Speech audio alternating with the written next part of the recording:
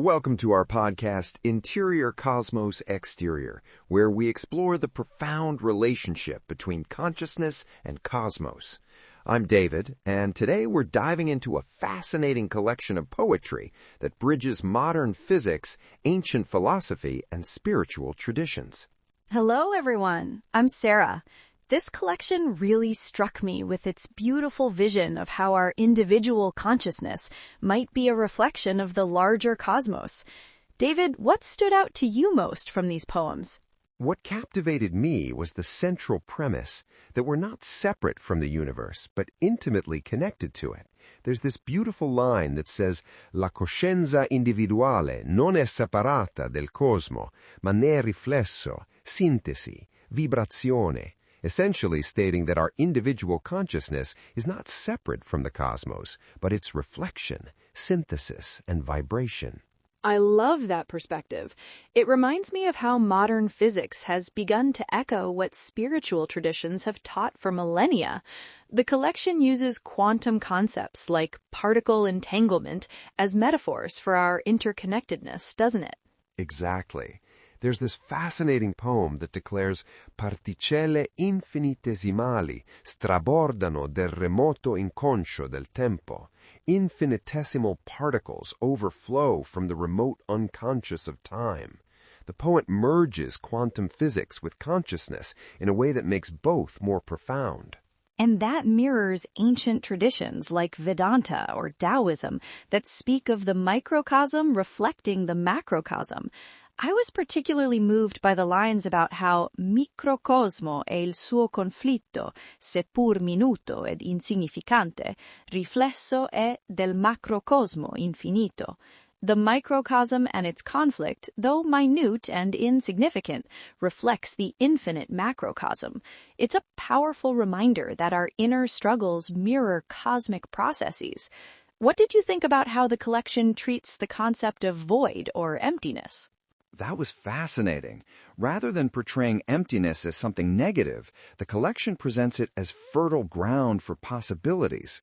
The line, Il vuoto oscuro è energia piena, the dark void is full energy, reminds me of the quantum vacuum, teeming with potential. And there's a deep meditation on time as well. The poetry suggests that our linear perception of time might be just that, a perception.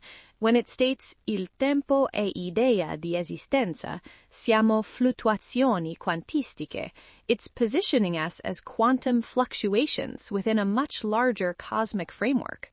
What strikes me is how the collection doesn't shy away from scientific concepts, but uses them to deepen spiritual insights. It's neither reductive materialism nor blind spiritualism, but something more integrated. I think that's what makes it so compelling. It embraces the unknowable while still honoring what we can know through observation and reason. There's this beautiful section where it says, L'universo non è altro da me. The universe is not separate from me, which captures this integration perfectly. And it doesn't provide easy answers, does it? I was struck by the note at the end stating that the collection isn't meant to offer definitive responses, but rather to elude, evoke, dissolve. It's an invitation to contemplation rather than a statement of certainty. That's what makes great poetry. It opens doors rather than closing them. And speaking of doorways, I love how the collection explores consciousness as a threshold between worlds.